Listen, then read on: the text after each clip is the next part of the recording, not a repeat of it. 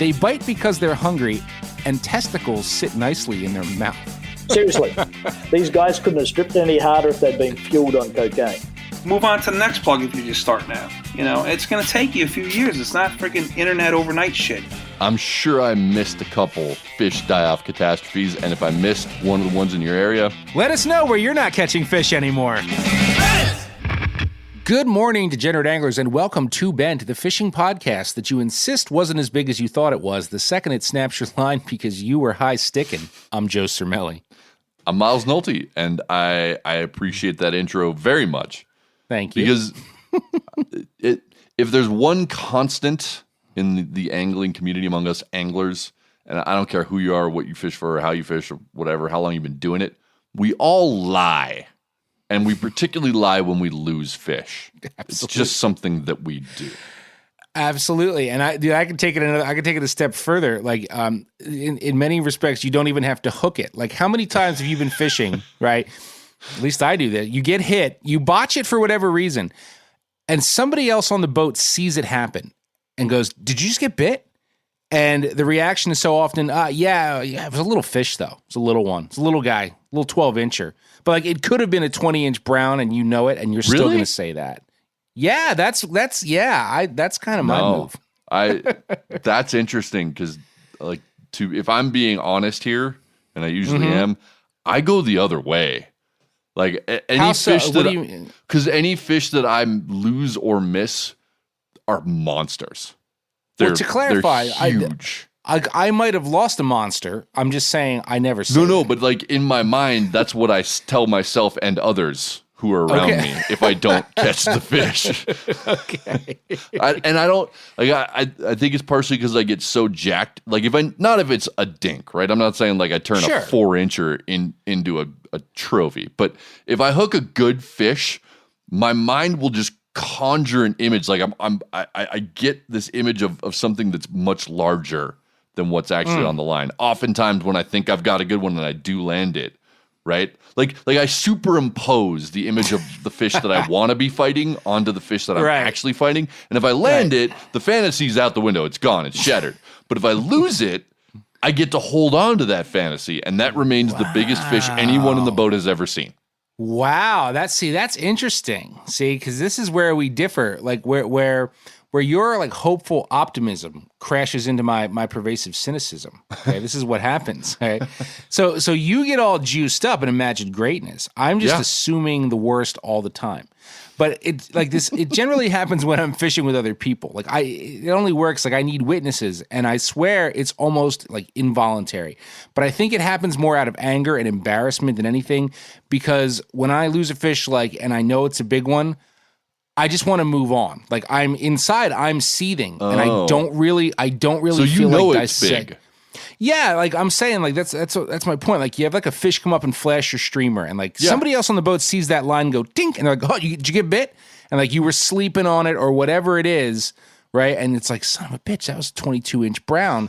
Like I'm like, yeah, it was a little one, because I don't really feel like dissecting like why that just happened and how I just f***ed that up. I just want to move on. Like I don't want to dwell on it. So my gut is not to be like, oh, that was a freaking giant. Because then, people are like, well, why didn't you should have done this? Or why didn't you strip them? Or why didn't you pause? I just want to move on, You painted mine as optimistic, but I think my way is just as much an ego thing as what you're talking about. Like I want everyone in the boat, including myself, to think I just hooked mega, that they missed, right? Like they didn't get mega, I did, even if I missed it, right? I see it that way too. Yeah, This is true. I remember the details of big fish I lost, down to every little iota of the weather, where I was, what I was eating. I can go back more than 30 years and recount exact stories of big fish I lost.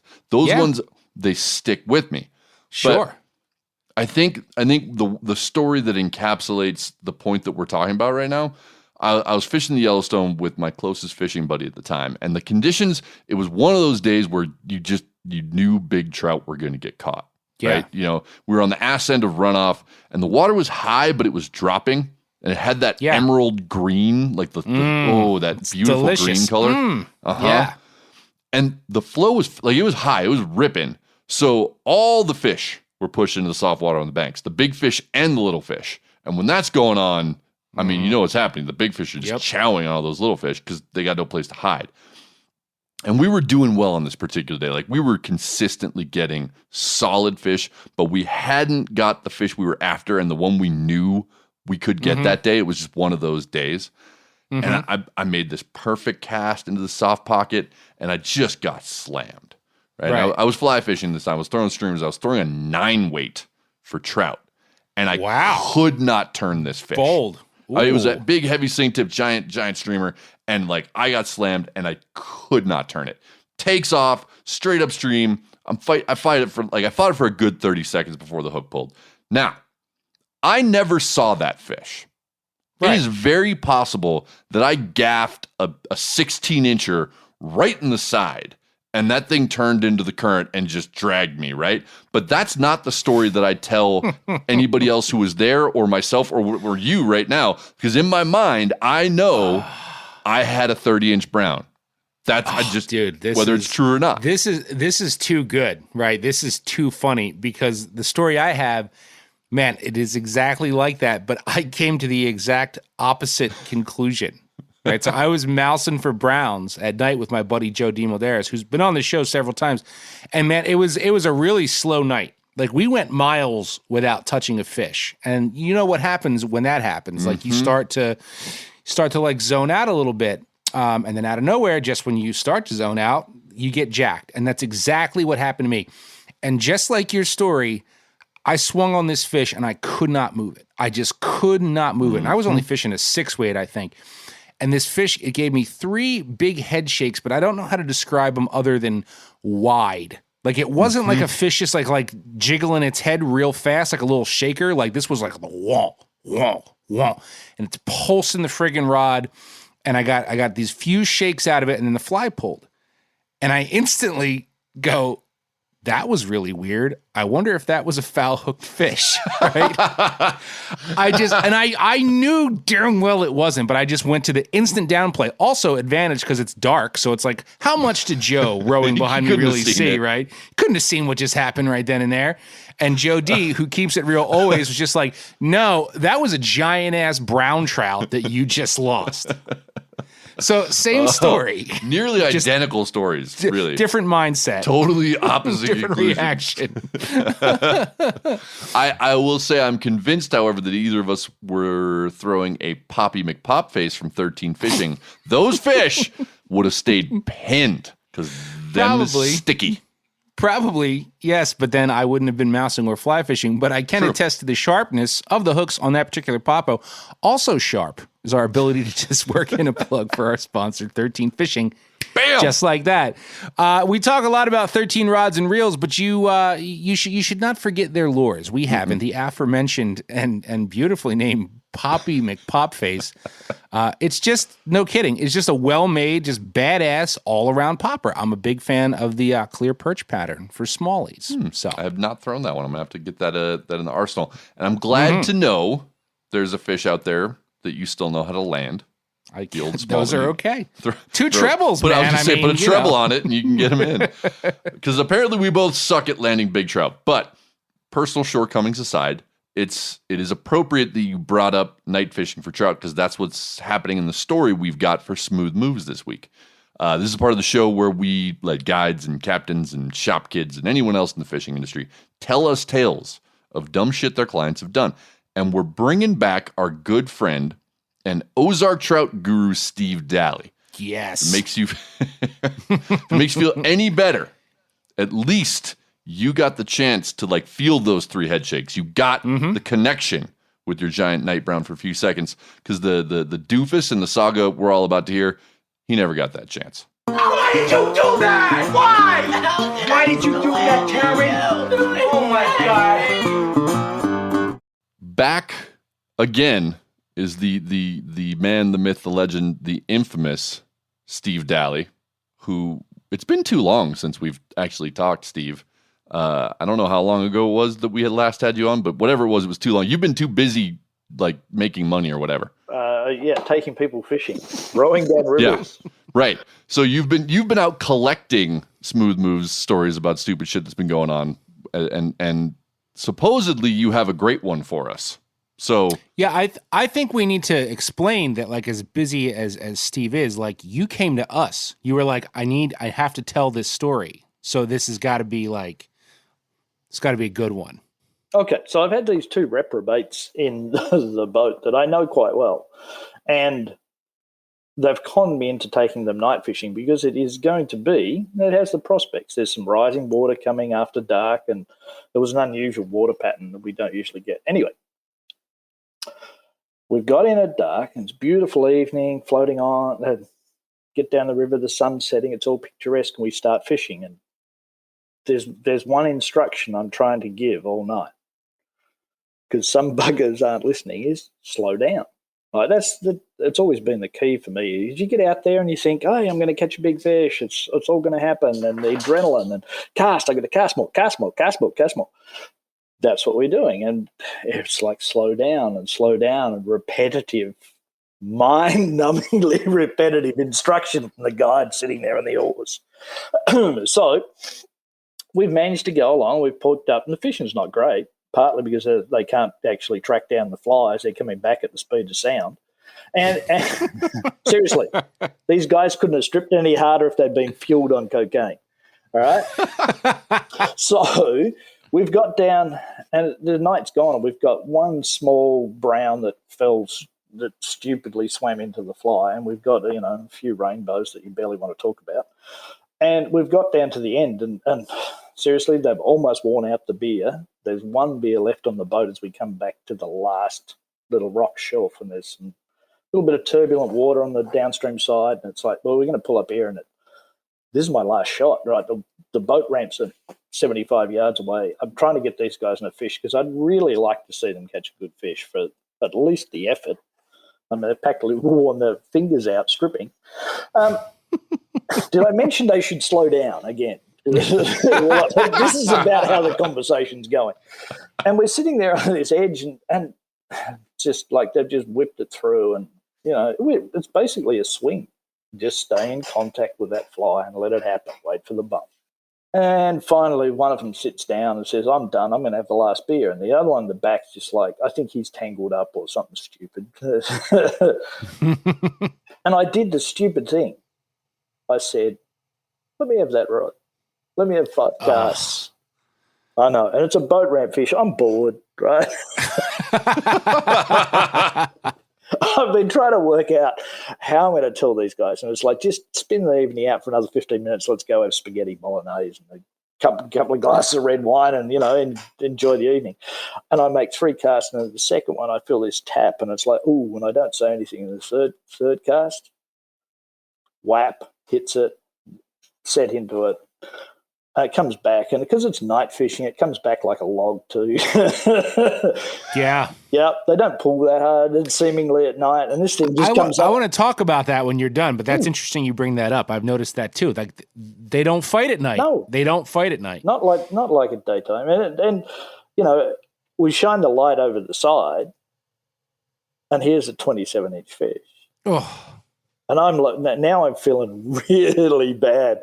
The boys are actually quite excited because it's the first decent fish they've seen all night. And for the fact that their idiot guide has swung the rod. Joe, man, the saddest part of the whole story? What? You know who the idiot burned the fly's name was? No. Miles Bloody Nolte.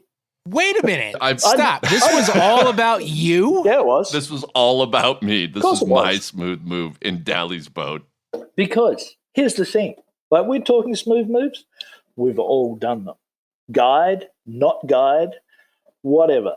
Journalist, photographer, we've all done that stupid shit. And isn't that the glory of fly fishing?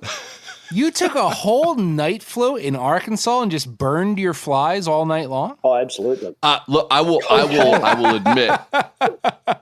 admit to having to do this. I should also say this is purely an act of hubris because at that time I was at the height of my guiding career. I really felt like I was dialed into the streamer scene in my local waters. And so I was fishing it the way I knew was going to work on the big brown trout for me. And Dally kept saying, like, you might want to slow down. And I'm like, I know how to catch big brown trout. Like, I know how to fish streamers, dude. Like, I appreciate it. but I know how to do this. Oh, and I would man. not listen until he literally said, well, let me have a crack at it. Took 3 casts and stuck a 27 right in front of me. It was one of those times I will never forget, because I had to take that humility pill to recognize that even if I think I know the situation, that I know the style of fishing, that I know the fish, I don't necessarily know it everywhere.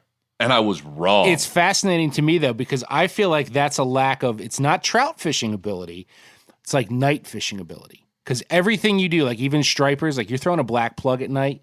It's like, how do I reel that? Like everything is slow. Like I feel like that's any predator fishing at night, slow is the way to go. So was that like had you not night fished much then? I mean, I have night fish, but not nearly as much as you two guys. I think that's true. The rivers around here are not necessarily safe to float at night because big water. I feel like I need to reciprocate and now like dig up a guide who can smooth moves me, because I know that they're out there. Oh yeah, absolutely. This took me way off guard. At what point in the story did you realize this was about you? I imagine as soon as you started telling it. I set this up, dude. Oh, you set this up? Of course I did. Well, don't I feel like a horse's ass? No, it worked perfectly. You don't think this was funny though? I think it's hysterical. But at the end of the day, this is a lesson about smooth moves. Seriously, this is not about just customers. We just get the stories because we see more of them. It's about stupid people doing stupid shit when they're fishing. When it comes down to it, and that's the joy, because I get people in my boat all the time who are newcomers and go, yeah, and it's like you don't need to be any good to love this game and have a great time. Right? Truly. I hope that every story I tell about clients, it's because I love those clients and I love those moments because they're really funny. Doesn't mean I don't like them. That's the thing about this game. We all screw this up all the time. Exactly. And embracing our own screw-ups and being able to laugh at them with our buddies is half the fun of fishing. What a twist, man. For everyone listening, no joke. I honestly had no idea that was going to be a story about Miles. I was genuinely surprised, and I got to hand it to you, man. That was very well played, beautifully played. Thank you. I will say I was proud of that idea when it came to me when I was not sleeping one night. I was like, I gotta do this, because we dog on all these random strangers in the segment, right? And most of them probably deserve it. But it's not like you or I are above criticism, right? Nope. We did that whole show a couple weeks ago about flexing and fishing, and sometimes it's easy to flex when you're the guide. And this goes for paid guides and informal guides. Like anytime you're in that kind of role of leading, you're on your home water, you know what's going on, and you get to sit there and critique someone else's fishing. But you never actually have to fish yourself, right? And when I get thrust out of my comfort zone and I have to be the angler on someone else's boat on their water, not knowing exactly what I'm doing, there's a good chance I'm going to screw it up. And I admit that. I learn from it, but I screw it up. I commend you. I thought I was bearing my soul talking about downplaying the size of some fish I goofed, but that was next level. So good on you. Anyway, let's find out who our audio engineer Phil is going to commend this week. Following the Battle Royale, we tend to sometimes, now and again, refer to as Fish News. Fish News! That escalated quickly. So we mentioned last week that we'd be unveiling a pretty significant contest this week, more significant than the previous contest. And if you subscribe to the Fishing Weekly newsletter, and we hope that you do, you should. You already know what's up, okay? You've got the inside track. But for those of you that don't, pay attention, because one of you is going to get to be on Bent with me and Miles. That is correct. Yes, sir. One lucky winner. One very, very lucky winner. Super lucky. So lucky. He's going to get to record a Smooth Moves segment with us. Yep. It's going to be remote. We're not like, you're not going to fly out to sit in Joe's home office or my spare bedroom / office / child playroom.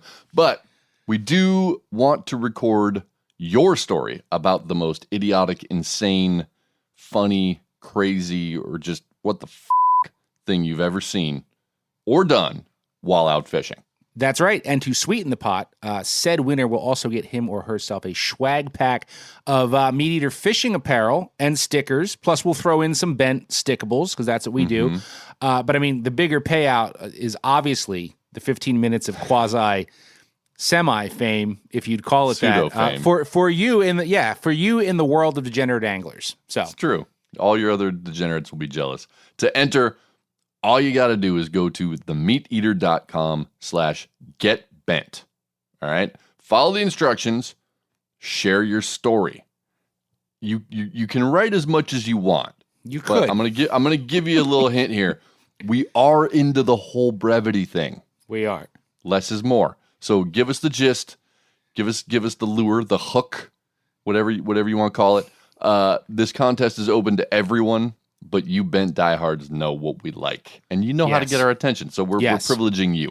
You do, and you've got until July 19th to enter and get our attention. We'll pick a winner. Miles and I are doing the picking, of course, shortly after that, and set up a time to record with you, which is seriously very easy and chill. Like, it's not a big, scary production. Anyone can do it, you know? So don't worry. You don't need a microphone. You don't need... Nope. You just need to be able to talk and tell a good story. We'll do the rest. And we'll all hang out. We'll crack a beer. We'll shoot the shit digitally for a bit. It's going to be good times. Yep. You know what else, though, is a really good time? Drinking beer or other beverages with our audio engineer, Phil. He's just such a cool, fun, hilarious, handsome person. And I'm not just saying that because Fish News is a competition where Joe and I do not know which stories the other guys bring to the table, and that Phil will pass judgment on us at the end. I'm saying it because I mean it, Phil, from the bottom of my heart. So it's your lead this week, man. What do you got? Have at it. Yeah, okay, you weren't saying any of that to get on Phil's good side. Got it, nope, check. Nothing. All right, so maybe Phil will enjoy a feel-good story that I'm starting with here. And this one comes to us from the Washington Post. All right, headline. WAPO, right. Headline, when the pandemic closed this Maryland school, he saved the trout. Okay, it's a funky one, right? I saw this one. Okay, I like this one. So I'm sure some of you guys are aware of the program called Trout in the Classroom. Miles, I know you've heard of this. So it's run by Trout Unlimited. And what they do is provide schools with tanks, filters, water chillers, food, and about 100 fertilized rainbow trout eggs. And the kids get to raise trout at school, right? And they tend to get these setups in December, and the kids care for the trout. And by May, the fish are usually about 2 inches long, and just before school lets out, the part of the fun is they release these fingerlings into a local stream. And just in case Sister Helen Loretta, the principal at Incarnation School, where I went, is listening, where were you on this one? Okay? Because this is amazing, and I'd have been all about it. We were only ever given rosary beads and told to sit quietly and let the Holy Spirit grow within our hearts. So anyway, the fifth graders at Westbrook Elementary School in Bethesda, Maryland, were all set up to raise their trout, and then the pandemic hit. And needless to say, nobody was particularly concerned about the fate of those trout, except, of course, for one man, Malik Walker, the school's services manager. All right, now being a pretty avid angler and seeing that he was only one of a very few people that had access to the school on a daily basis through the entire lockdown, he decided he was going to care for these trout. But this ended up becoming like quite the undertaking and learning experience for Walker, because he admits in the story that while he's caught plenty of fish, he's never raised them. Okay, so according to the story, about 50 fish died in the first 2 weeks, mostly because they're apparently jumpers and the little trout would leap out of the tank. So, he secured the lid. That was kind of step one. And then dude just went on YouTube to figure out, like, okay, what do I do next? As you do whenever That's you what you run do. into a question. Any problem, days. it's on YouTube, right? And for a while, it was fine. He fed the trout and figured out the proper tank cleaning schedule and all that stuff. But eventually, the provided food ran out. So what did he do? On a weekly basis, he would hunt down spiders and crickets and grubs and anything he thought would fit in those tiny trout mouths. Okay? Good on him. So now the school year ends. Now it's summer. And before you know it, it's fall. And remember, the kids usually release the trout at 2 inches. Well, Walker did lose a lot of trout along the way, but by December 2020, a full year after the eggs arrived, he had 15-foot-long rainbow trout. And listen, while I realize that's not many compared to the starting number of eggs the school had, that's impressive when you understand how delicate trout are. Like, they are extremely difficult to raise and keep in captivity. Everything has to be perfect. So that's quite an impressive feat. Anyway, so then last December, they transferred the remaining trout to coolers, and some of the students got to go help release those fish into the Pawtuxet River. But Walker did not go because he got attached to his trout. He was too sad.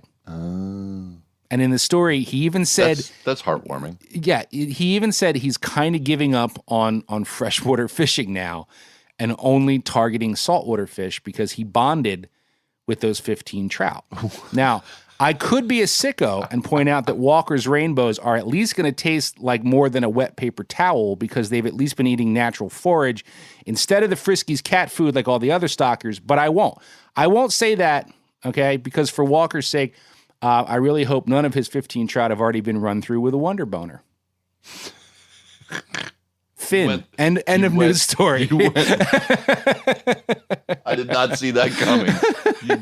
You threw me. That's it. That's all I got. What do you? You really knocked me off balance with the wonder boner. Yeah, that's what they do. I think it's a very heartwarming story. Yeah, it's cool. I don't know about I don't know how he came to the conclusion that freshwater fish are now friends, but saltwater fish remain the foe. I don't quite get that, thing. But he'll still look a works. striper in the eyes before he clubs it. You know what I mean? Sure. Whatever you got to do to get through the day. And I will say that I appreciate the upbeat, positive, heartwarming, what's the word I'm looking for? Human interest aspect you took to lead off today's news. And I am going to go the opposite direction entirely. Not interested in humans at all. No one's going to be happy and feel good at the end of this story. Okay. And I will say that this week I'm doing something a little different. Joe doesn't know this yet. He's finding out too. I noticed a theme when doing my fish news research this week. So what I'm doing is instead of doing 2 stories, I just decided to gather a whole bunch of related stories into one big story. Oh, so rodeo roundup. I'm doubling down with one giant fish news roundup. Okay. And the main takeaway that I got from the reading I did this week is that I'm glad I'm not a fish in 2021. All right. 2020 might have been a shitty year to be a person, but 2021 is shaping up to be a just exceptionally shitty year for fish. I'm sure that you have heard about or are living through the unusually hot, dry weather that's roasting most of the country this summer. Mm-hmm. Well, for us, right, that means we might have to spend our days mainlining AC and just facing pints of ice cream for health reasons. For your health, to cool off. For your health. For your health. But for fish, the stakes are somewhat higher. If you go on the interwebs right now and you search fish kill, you will find a disturbing litany of news stories. Yep. So in the interest of keeping you all informed, I'm just going to give an overview of the fishy death and destruction going on, moving from west to east. Phil, this needs a soundbite right here or something. Some kind of doom impending death. Ominous, yes. Good, surprise us. Marion, don't look at it. Shut your eyes, Marion. Don't look at it no matter what happens. Don't look, Marion! Keep your eyes shut!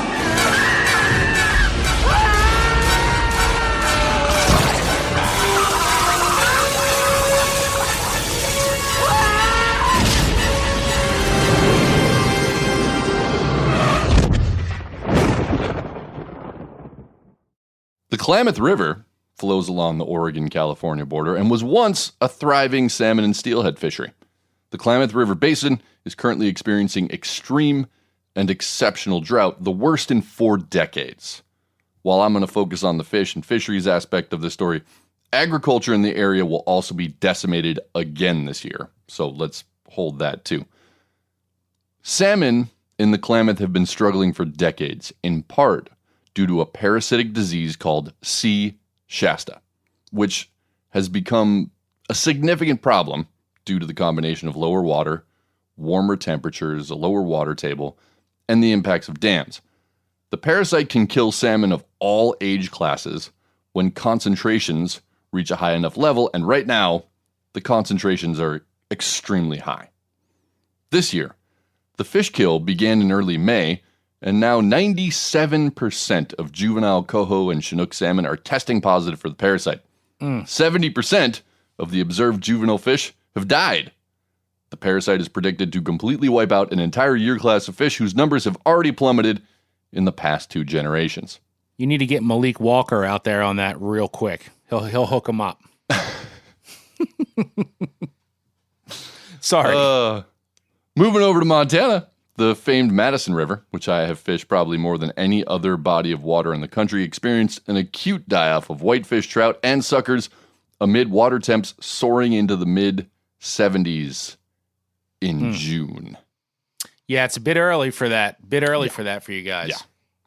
Anglers also reported seeing brown trout with the telltale white markings of the saprolennia fungus, which is sometimes referred to as cotton molds. You know what I'm talking about? Because it looks like the infected fish have these like billowy white cotton bits hanging off their skin. It's not good. The fungus can be fatal, especially when fish experience other stressors like elevated water temps. Montana Fish, Wildlife, and Parks instituted what are known as hoot owl restrictions early this year on the lower Madison, meaning that anglers cannot fish from 2 p.m. to midnight. A string of consistently warm summers has greatly diminished the trout population on that stretch of the river, especially brown trout, whose numbers are at 50% of the 20-year average. I will not be fishing the lower Madison at all, no matter what time it is, until temps get below 65 degrees, and I hope that other people will consider doing the same. Crossing over into Minnesota, the DNR is reporting piles of dead fish washing up on the shores of some lakes across the northern part of the state and even into the Minneapolis suburbs. According to Tom Burry, a limnologist who works for the Minnesota DNR, quote, "This is a rare occurrence. We have such extreme drought conditions right now." Burry also said that rapidly warming water temperatures are putting stress on fish and making them more susceptible to infections. Cruising on down to Kansas City, Bush Creek lost an estimated 52,000 fish so far this summer after oxygen levels dropped to 1 part per million, which, according to the local fish biologist Jake Kohlauer, is lethal to nearly every fish. For context, 5 parts per million is considered good oxygen saturation for most warm water fish in the summer. The vast majority of the fish that died were sunfish, but common and silver carp also went belly up. And if carp are dying, yeah, that's not good. You know it's bad. That's not good. Yeah. While fish kills happen nearly every summer in this creek, this year is the worst Kohlauer has ever seen. To be fair, though, this is an urban paved water system, so while it's concerning, it's not the tragic thing that we're seeing over on the Klamath and the Madison. Scooting over to Delaware, 200,000 juvenile menhaden died in Rehoboth Bay as a result of low levels of dissolved oxygen. Chris Basin, executive director for the Delaware Center for Inland Bays, describes Rehoboth as a very unhealthy estuary. Miles and miles of concrete canals were cut into the bay to allow for easier boat passage and docking, which destroyed the natural salt marshes, whereas those marshes were historically flushed by tidal flow. Nutrient and toxin-laden runoff from lawns and agriculture now gets trapped in the canals, which leads to massive fish kills like this one. And finally, we land in Florida, where it seems like fish are dying just about everywhere. Many of Florida's fish are dying for the same reasons as in other parts of the country: lack of dissolved oxygen exacerbated by algal blooms.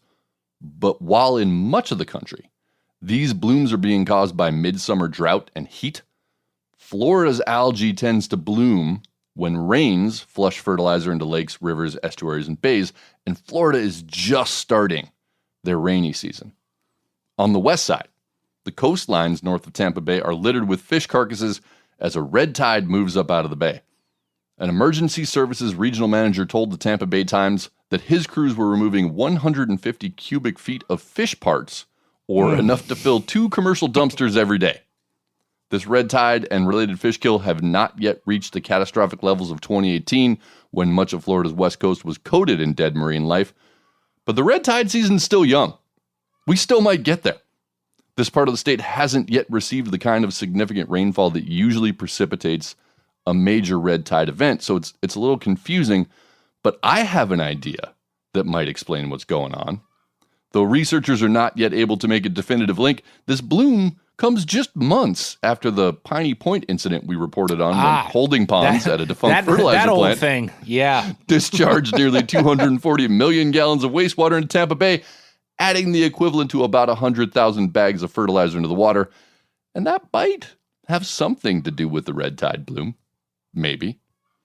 Sticking with the algal bloom theme, over in Boca Raton, 1,000 dead shad washed up on the banks of Sabal Lake. Once again, the culprit here was a lack of dissolved oxygen due to a prolonged drought followed by the season's first rains, which also contributed to a blue-green algae bloom and an outbreak of cyanobacteria around West Palm Beach that's currently threatening the health and safety of public drinking water.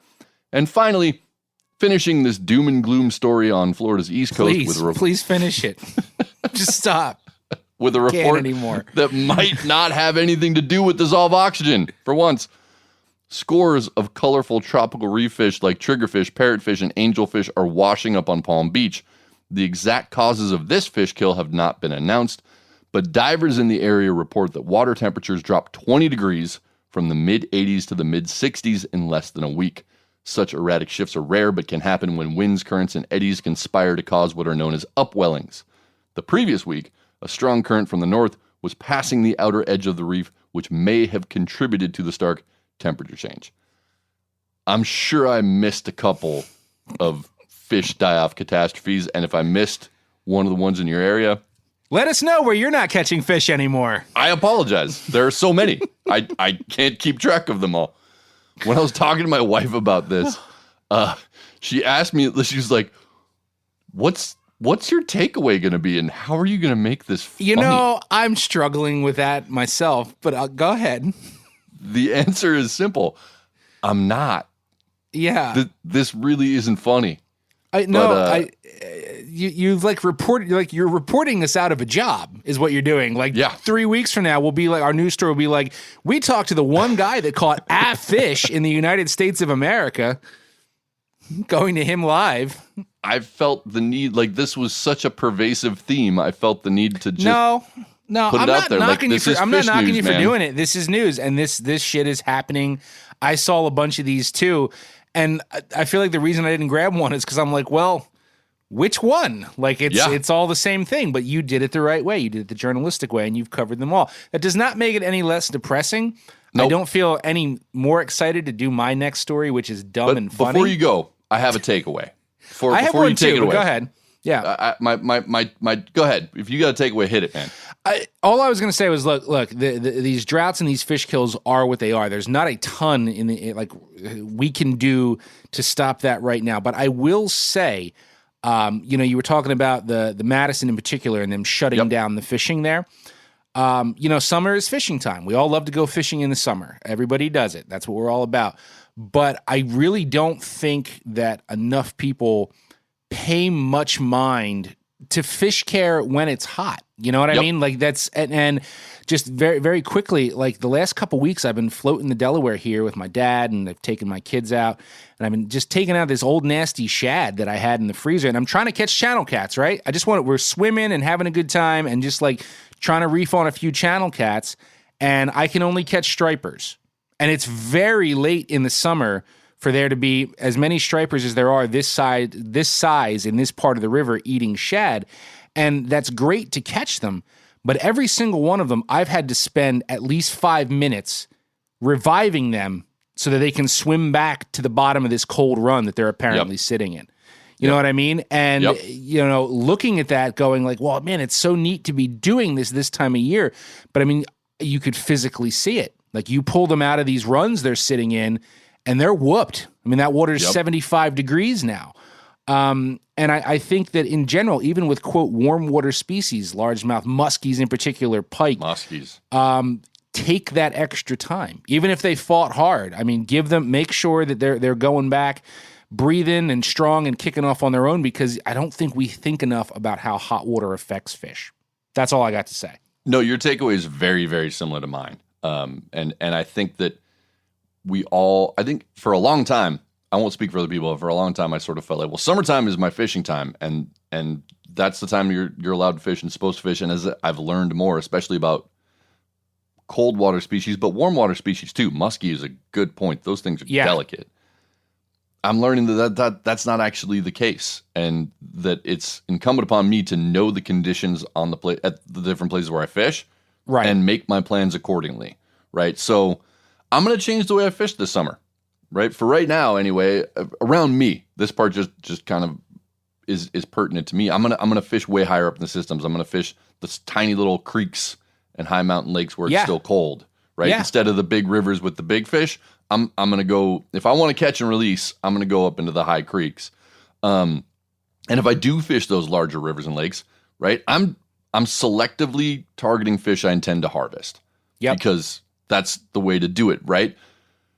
For a while anyway, catch and release of vulnerable species is out for me. And that may sound counterintuitive, but it's just not ethical in a lot of places for a lot of species. And I feel the same way. I'm either going to have to find some new channel cat spots where there's actually channel cats, but I'm fishing these usual places where I know the cats are in the summer, and there's just this abundance of stripers there. But I feel bad to the point where I'm like, I should just, I'm going to stop doing that for a while. Yeah. You know what I mean? And just, they're there for whatever reason, and they're comfortable in this particular run. Just leave them there. And that's the thing I think people don't realize. You let that fish go. It swims away. Yeah. But it's not going to survive. Yeah. You just get to avoid the uncomfortable confrontation of the reality of how many fish you're killing, right? So any fish I'm catching in the major rivers, they're going in the smoker. And once I get all I want to eat that day, I'm going to stop fishing. Yeah. And, fish earlier in the day. Just pay attention to those. Otherwise, if it's hot, midday, I'm going carp fishing. That's what I'm going to do. Right. That's my solution.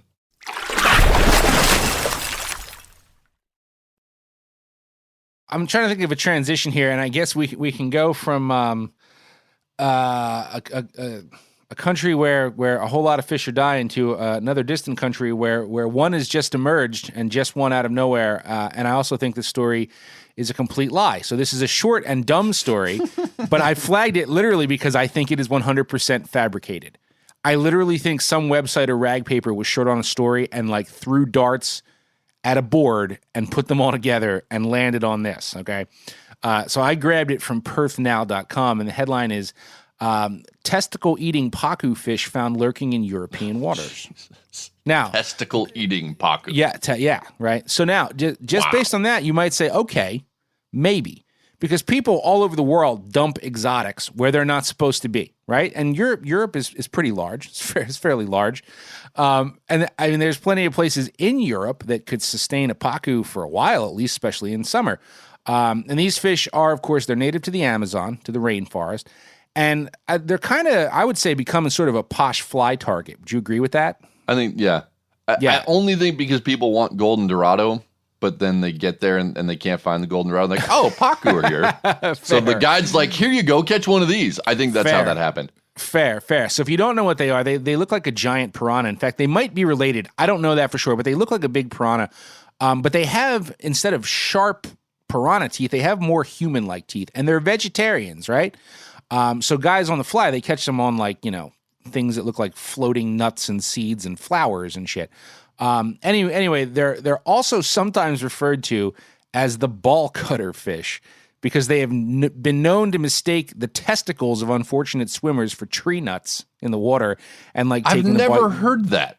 Oh, really? I've never heard the testicle munching story. Yeah, about dude. Pacu. Yeah. Okay. Now here's I've heard this a ton. I'm very shocked you've never heard that before. Me too.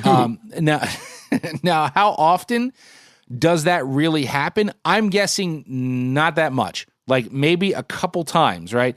But it was Jeremy Wade that basically built the entire River Monsters franchise out of telling you it happens 100 times a day. You know what I mean? It's like a PSA. Like every 13.4 seconds, another man loses one of his nuts to a Pacu, right?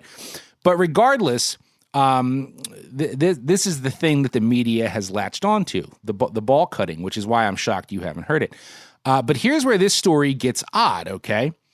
According to the story, the European Pacu in question was caught by fisherman Einar Lindgren off the coast of Sweden. What? Right. And there's two very big things wrong with this. Pacu are freshwater fish. That's number one. That's a big one. That's a biggie. That's kind of big. That was the first big red flag waving out there, right? But also, while I might buy a Pacu being caught in like the south of France or some river in southern Italy, perhaps like Sweden, the maximum high temperature, because I researched at midday in summer in Sweden is 73 degrees. So I find it hard to believe that a Pacu would last in any water there, let alone salt water, which they cannot be in ever. But I found this story in 3 places. One ran a picture of a piranha, so that was totally out. And the other two show a Pacu, but they're clearly taken in South America. So I'm not seeing any photographic evidence of this alleged Swedish Pacu. But wait, because they did bring in an expert in the story to tell us absolutely nothing. So here's a quote. Henrik Karl from Denmark's Natural History Museum told local media the Pacu is not normally dangerous to people, but it has quite a serious bite. There have been incidents in other countries where some men have had their testicles bitten off. Karl added that the Pacu fishes are largely vegetarian and nip away at those in the water only because they are hungry. He said, they bite because they're hungry and testicles sit nicely in their mouth. And I say, Henrik, you always know just how to put things so us plebes understand. So then the story just goes on to make jokes about Swedish meatballs, or Sweetie meaties, as I like to call them, and ends on something about kimono dragons being equally dangerous. So great job ridding the frigid salt waters off Sweden of that one ball cutter, Einar Lindgren, who I don't think actually exists. So there's my second story, which hopefully we got a little laugh after the piles of dead fish from that. Man, I've got to say, we have dug up some absolutely horrendous fish journalism in the nearly a year we've been doing this. That one's up there. I think this one wins. That one's up there. I think it's completely fabricated, dude. I don't think any of that happened. I don't buy the ball biting thing to begin with, right? But I get that that's a lore about these fish. Okay, fine. Ball biting. But then you add in those other 2 completely implausible elements of a freshwater fish living in salt water and a warm water fish living in frigid water. And then you get the poor dude from the Natural History Museum. You bait him into talking about how testicles fit so nicely in their mouths. Like, that poor guy's career I'm telling you, they had a dartboard, tarnished. they threw it, and they said it hit fish testicles Sweden, and they just went from there. I actually hope that's true, because then it's creative. Then I give them credit for it. Those were the 3 elements. Do you have another story today, or do you put it all in your roundup? I put it all in my roundup. That's all we got. All right. So, Phil, that's quite a roundup to go through. If you're feeling morbid today, Miles is the clear winner. If you're feeling more jokey, I guess I'm your guy. But regardless, after we hear from Phil, we're actually going to do a Fin Clips, which once again brings more testicles into this podcast. You guys supplied the testicles. I'll supply the dick. So here I am to announce that the winner this week is Miles Nolte. I know you guys are saying it's impossible that this South American fish was found in Sweden, and I'm inclined to believe you.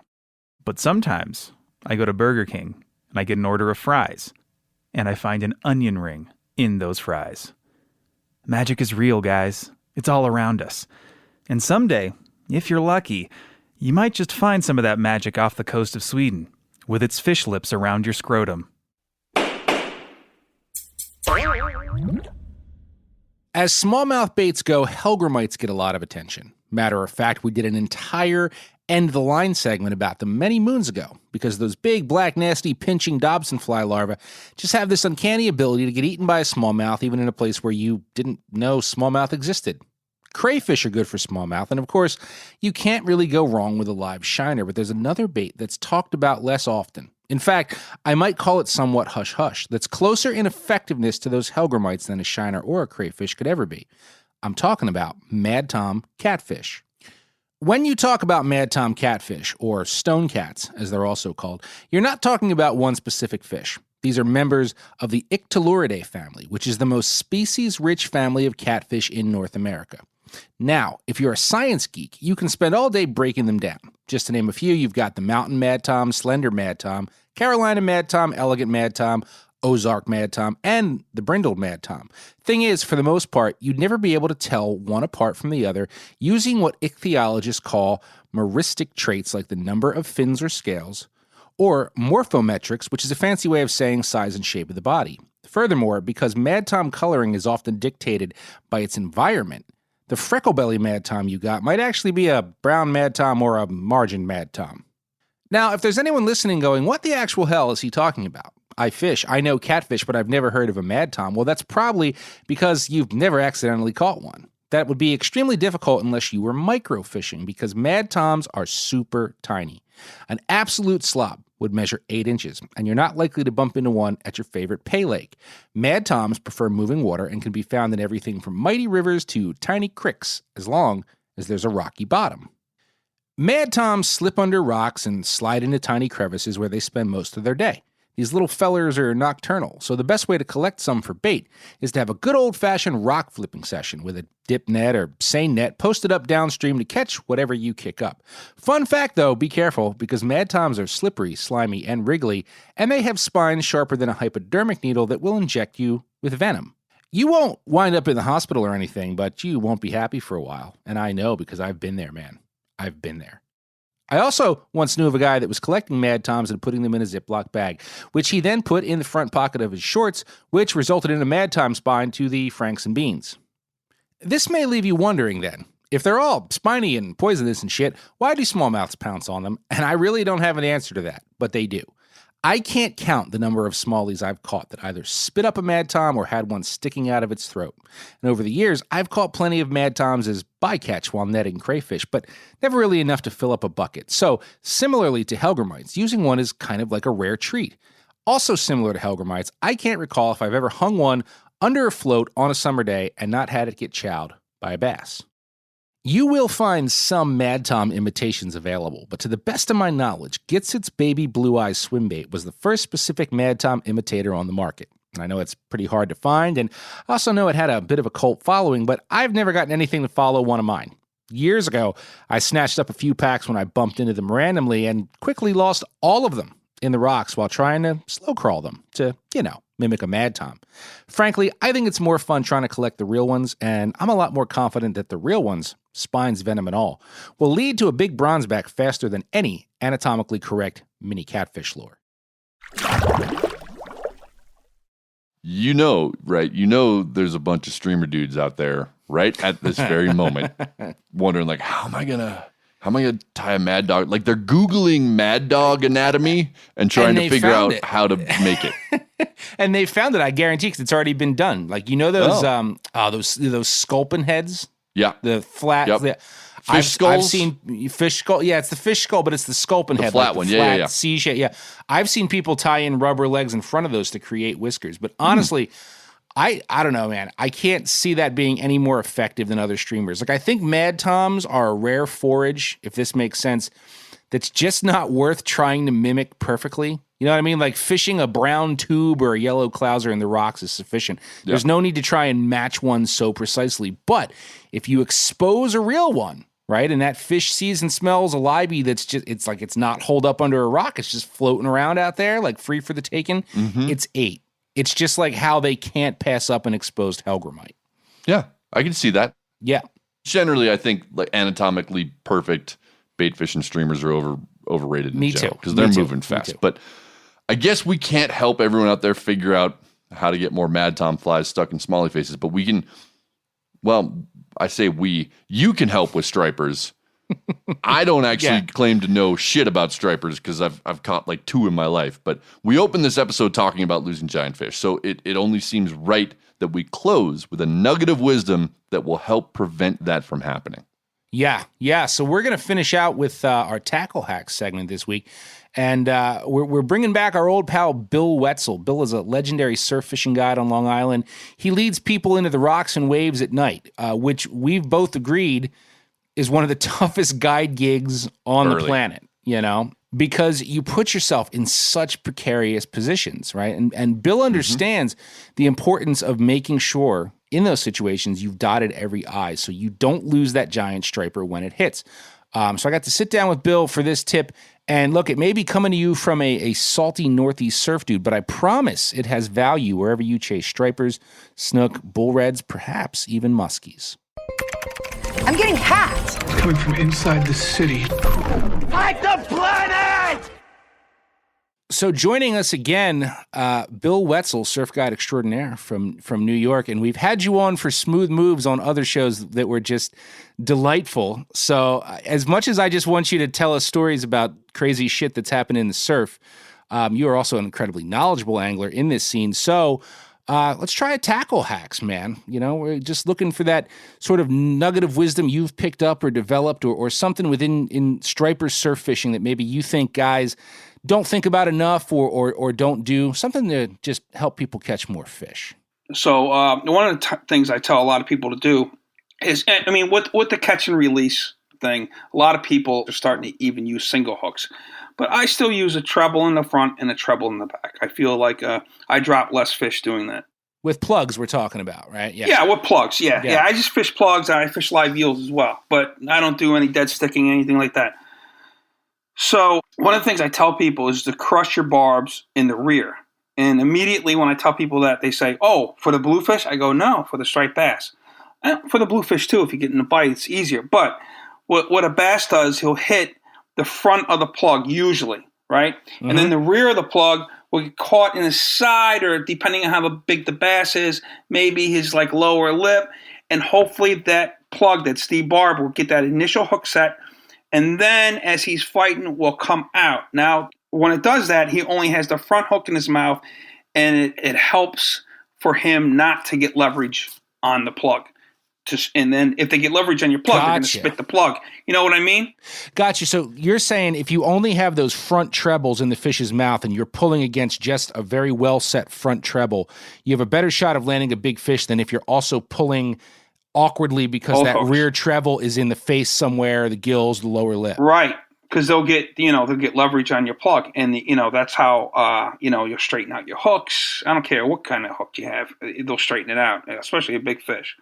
They'll straighten out the hook. This is a game for this cult where you put in hours and years and months looking for those big fish. So I think it's fair to say that small tips like that make a difference. Like this is one where you don't know when you're going to get that big fish shot again. So every duck should be in a row for this fishery. It's the tiny things, man. It's the tiny, tiny things. And some of the tiny people overthink some things, and they spend so much time on overthinking that they're not fishing. You know what I mean?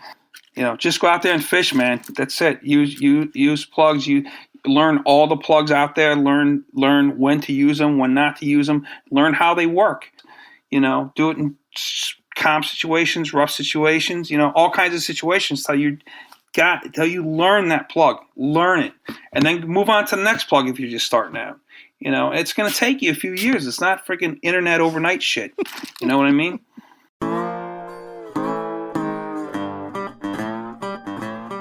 So that's it for this week. To recap all the trophies that didn't get away, Miles landed himself a visit to the doctor to get his hearing checked.